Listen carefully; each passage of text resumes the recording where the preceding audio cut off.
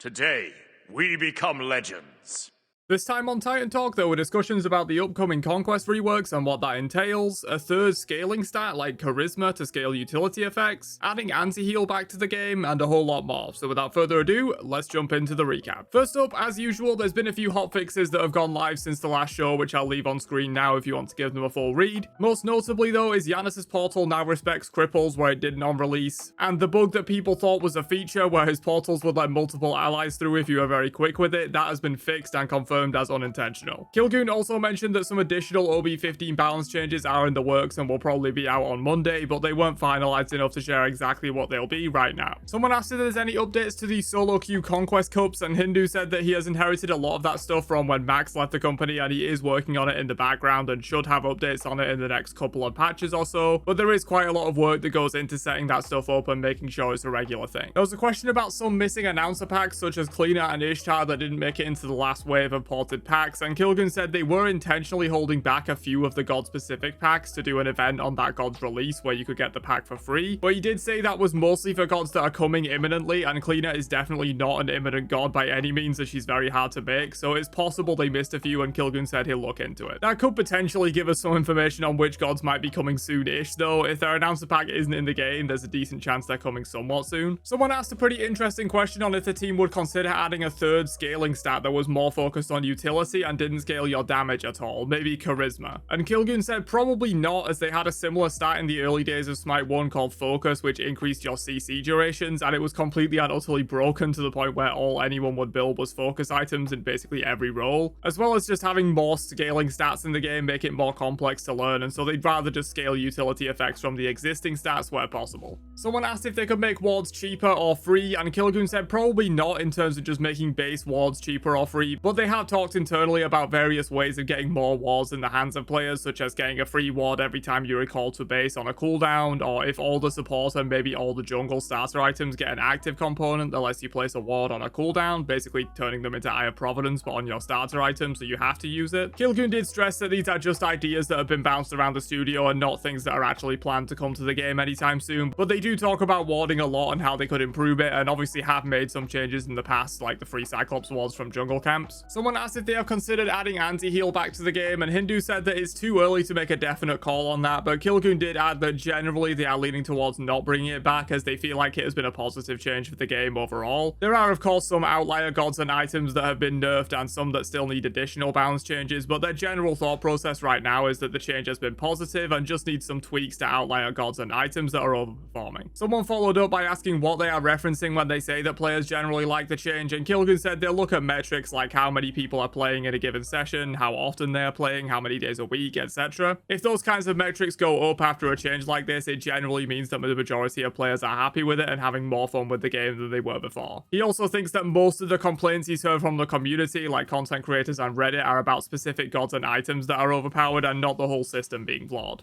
There was a question on if they have any data on the quick play Joust new player retention rates yet, and Kilgoon said they have some data but are still waiting on more. Essentially, the way they look at retention numbers are via a day 1, day 7, day 30 approach. Essentially, does the player log in 1 day after first creating their account, 7 days after, and 30 days after? At the moment, they only have day 1 retention data for quick play Joust, but day 7 retention should start coming in around Tuesday next week. And the general expectation is that day 1 retention might be a little bit lower, as Joust is less immediately accessible compared to Arena, but that day 7 and day 30 retention might be a little higher, as Joust introduces you to what Smite is better than Arena does in the long run. So they're basically waiting on a bit more long-term data before they decide whether Joust or Arena is a better introduction to the game. Someone asked if multi-queue would ever return, and Hindu said that a lot of these kinds of additional smaller features that Smite 1 had in its later life but don't exist in Smite 2 currently will come to the game eventually, but their priorities right now are more focused on improving the core game, porting gods, that kind of stuff. And those smaller features will come in time, but no ETA at the moment. Someone asked if the intention is for quick play to replace the standard versus AI modes, as that's currently the case, and Kilgoon said that isn't intentional but was sort of a byproduct of the way queues are set up on the back end, so at some point in the next few patches they do want to get regular versus AI matches available again. There was a question on the team's general core goals for their upcoming reworks to the Conquest map, and Kilgoon said that from a visual perspective they are mainly looking at improving the lighting, fog, and post-processing effects, which we've already seen in the first initial pass from OB16, seen, and they want to make different parts of the map feel very visually different, especially being in a lane versus being in the jungle, which I think is spot on. Currently, the map looks and feels the same no matter where you are, and a large part of that is the flat lighting and openness of the jungle. It should be very obvious from a visual perspective when you're in the jungle or in a lane, in my opinion, and lighting and fog, as well as more dense trees and foliage in the jungle, is a good way to achieve that, in my opinion. On a similar note, later in the show, the topic of bright versus dark maps came up, and Kilgun said that generally darker maps are just less liked by players. Every time they've done a darker map, such as the winter map of season 9 or the Souls map of year 10, players have not liked it as much as a more bright, colourful map. However, dark areas can be used strategically to good effects, like the jungle being a bit darker in certain areas, or having darker areas outside the main map but constrained by a well-lit play space so that players can see what's going on. Smite 1's Assault map did this for the most part, where the outer areas of the map are a bit more dark to keep on theme with Ragnarok, but the core lane area is well lit for gameplay purposes. In terms of a gameplay perspective, Kilgun said that the biggest focus will be objectives for the upcoming changes, as he feels like the game is at its most fun when fighting over objectives is more important than farming waves and jungle camps, which is arguably not the case right now. I do think the elemental gold furies that have been in data mining for a while will be a great addition here if they are still working on those, as they could offer very unique and powerful effects that might lean your team more towards heavily contesting a specific elemental fury, as its specific effect might contribute a lot more to your game plan compared to a different one. Someone asked if they have any plans for a Halloween event in-game or anything like that, and Kilgun said probably some kind of small event and seasonal skins is what they're looking at currently. Someone asked if they could do an entire patch cycle of just fixing bugs, and Hindu said they are working consistently on bug fixes and there are hotfixes almost daily, but an entire patch cycle dedicated to bug fixes doesn't make much sense, as a lot of the people who are capable of bug fixes are already working on them quite a bit, and there's not much point getting an environment artist or community manager to fix bugs. It's just not their area of expertise. Someone asked if something like rituals would come back at any point. These were consumables for a very brief period in Smite 1 that were expensive but came with powerful effects like combat blink or teleport to gods as a one-use thing, and they were very broken. Hindu said that generally those kinds of effects are just now on active items and are a lot more healthy that way, so probably not bringing back rituals anytime soon. There was a question on if they would ever reclassify a god as they're ported, for example changing nut to intelligence instead of strength rather than just adding hybrid scaling, and Hindu said it's definitely something they will consider, but the design team would probably have a more concrete answer for you. And finally, someone asked if we could add a soft healing counter item like Brawlers or Contagion for every role, as they are currently only really offered to tanks and bruisers, and Kilgun said that's good feedback and probably something they will look into in the future. But that's everything discussed on today's Titan Talk. Don't forget to drop a like before you leave, and I'll catch you guys for another one later on.